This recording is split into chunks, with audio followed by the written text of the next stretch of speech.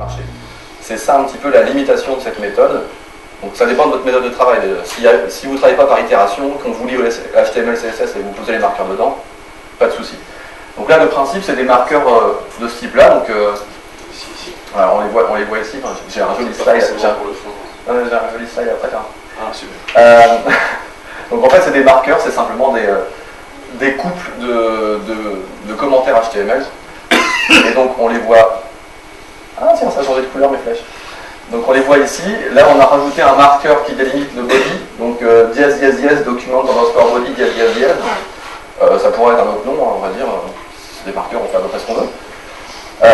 Et on a un deuxième marqueur qui délimite ici notre barre de navigation. Bien évidemment, il y a du code en théorie au-dessus et en dessous, je l'ai supprimé pour que ce soit plus lisible, mais il y a tout le header, le logo, etc.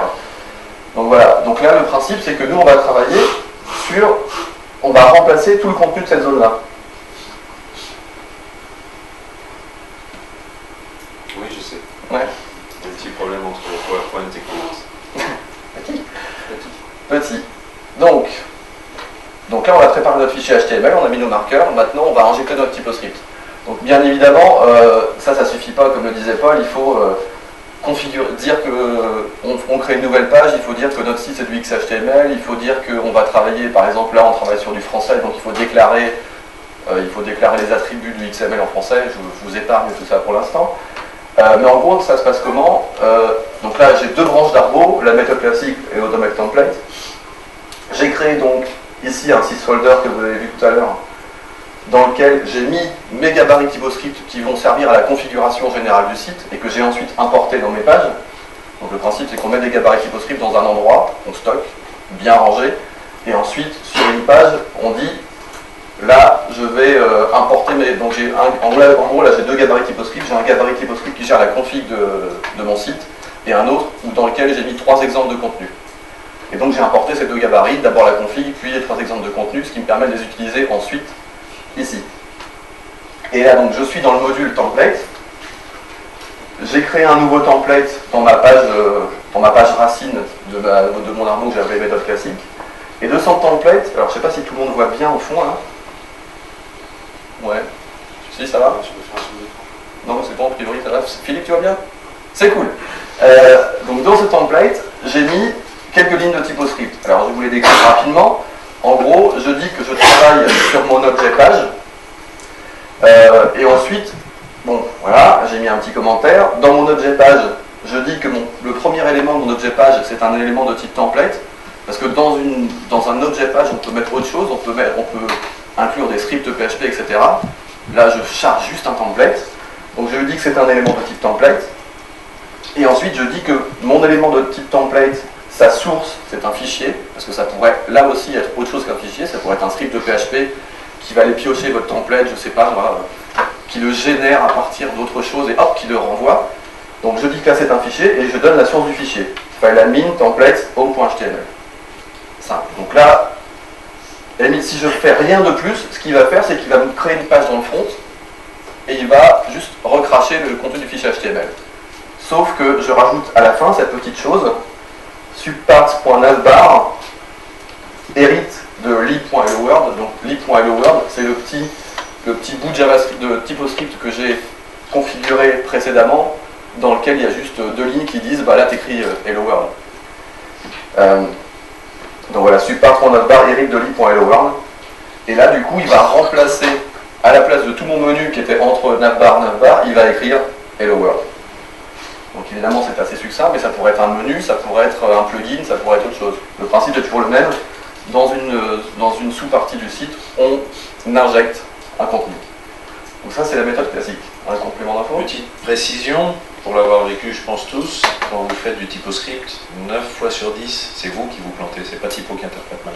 Non, c'est pas 9 fois sur 10, c'est 10 fois sur 10. Voilà, bon, vous avez la réponse. Okay. Alors, faites très attention aux accolades, aux ouvertures, aux rappels, au numéro que vous allez appeler, 10 égale template, ainsi de suite, soyez très attentifs. Ouais. Relisez bien votre code, utilisez des éditeurs externes, si vous en avez marre de compter les accolades. D'accord, il y a des éditeurs pour ça.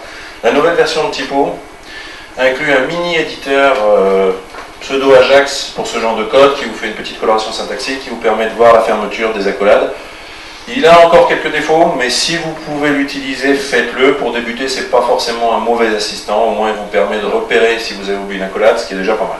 Et pour le TypoScript avancé, il y a des éditeurs comme JEdit qui incluent directement des librairies TypoScript, donc vous avez la colorisation syntactique de votre TypoScript. Et vous pouvez balancer votre TypoScript avec un socket XML directement sur le site. Là, juste, ouais, le 10 égale template, c'est parce que, en gros, c'est juste une convention. On dit que le premier élément qu'on appelle 10 pour pouvoir éventuellement réserver de la place avant ou après, c'est un template. Ensuite, je mettrai 20, 30, etc. Et si à un moment j'ai oublié un truc, bah, je le mets en 15 et hop, il se met dans l'ordre. Voilà. Donc évidemment, j'ai oublié un slide. C'est le slide de ce que ça va donner comme résultat, mais en gros, le résultat, c'est simple, c'est à la place de ma barre de navigation, ici, accueil, programme, inscription, infographique, machin, ça écrit Hello World. Donc ça c'est la méthode classique. Un fichier HTML, je mets des marqueurs dedans, et je fais un petit peu de TypoScript qui dit, à la place de ce marqueur, tu balances du contenu TypoScript. La deuxième méthode, c'est quasiment la même, c'est donc Automate Template. La différence, c'est qu'on n'insère pas, nous, les marqueurs à la main. Donc l'avantage, c'est que s'il y a des itérations, vous ne risquez pas de péter votre template. Donc première chose à faire, vu que c'est une extension, il faut l'installer. Donc on a vu ce matin comment installer une extension. On va dans le gestionnaire d'extension, on va dans Import, on tape ici le nom de l'extension, donc là bien évidemment il faut le connaître à l'avance ou être allé sur le site de typo3.org pour la sélectionner. Je fais une recherche, et là j'ai mon extension qui apparaît. Je clique sur la petite flèche pour télécharger l'extension. Ça prend un petit peu de temps. Voilà, je télécharge. Voilà. Je reviens en arrière. Petit rappel, n'oubliez pas que, comme vous le voyez sur la droite, vous avez l'état de l'extension. Je me permets de faire un rappel parce que par rapport à ce qu'on disait hier sur la performance, essayez de choisir des extensions qui sont stables. D'accord? Ou donc, si elles sont en bêta, vous êtes sûr que l'auteur est quelqu'un qui code bien et qui fait partie des codeurs assez connus de la communauté. Il y a aussi le nombre de téléchargements qui est important. Mieux télécharger, ça vaut. Et la qualité du manuel. Si vous avez une extension sans manuel, enfin, déjà c'est relou pour vous, donc peut-être. Donc voilà, une fois que mon extension est là, je la télécharge. Une fois que j'ai fini de télécharger, je l'installe. Et maintenant elle est disponible dans mon back-office, je peux l'utiliser. Et donc là, l'étape suivante, c'est direct le TypoScript. Direct le TypoScript. Donc toujours dans Template, là je suis dans ma branche Automate Template, ok. Et vous voyez que le code est quasiment similaire, à part que, donc là j'ai créé une page, je lui dis que mon premier élément de contenu c'est un template, sauf que là tout à l'heure j'avais template égale file, mais cette fois template égale plugin.rx automate template. C'est-à-dire, mon template c'est quelque chose qui vient d'un plugin en PHP. Et là c'est le plugin en PHP qui lui va faire le traitement et qui va renvoyer un code HTML à l'objet template. Et ensuite, on a la configuration du plugin PHP où on retrouve, donc là, ça c'est des conventions qui sont dans le plugin, c'est des propriétés que le développeur a choisies. Dans le plugin PHP, on a des conventions qui ressemblent un peu au truc de base, c'est-à-dire on dit que le contenu c'est un fichier, on dit que la source du fichier c'est filenames templates home.html, et c'est là que vient la partie intéressante, c'est la partie du mapping automatique. Donc là, par exemple, j'ai fait un mapping sur le body, j'ai dit tu me mets un marqueur juste entre les balises body, que je pourrais utiliser par exemple pour remplacer tout le body par autre chose. C'est un peu tendu, mais pourquoi pas. Et ensuite, c'est là, donc quand on regarde, je vais juste revenir 2 secondes sur le code HTML de ma navbar. Voilà, ici on voit très bien que ici notre navbar a une classe égale navbar. C'est ça qui va me servir à mapper. On a une classe CSS, tac tac tac.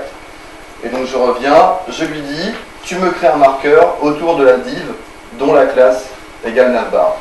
Et là automatiquement, il a pris le fichier HTML et il a mis le marqueur et ensuite il va le renvoyer au moteur de template de base de Typo3 qui lui va injecter mon petit bloc de TypoScript dans le marqueur navbar.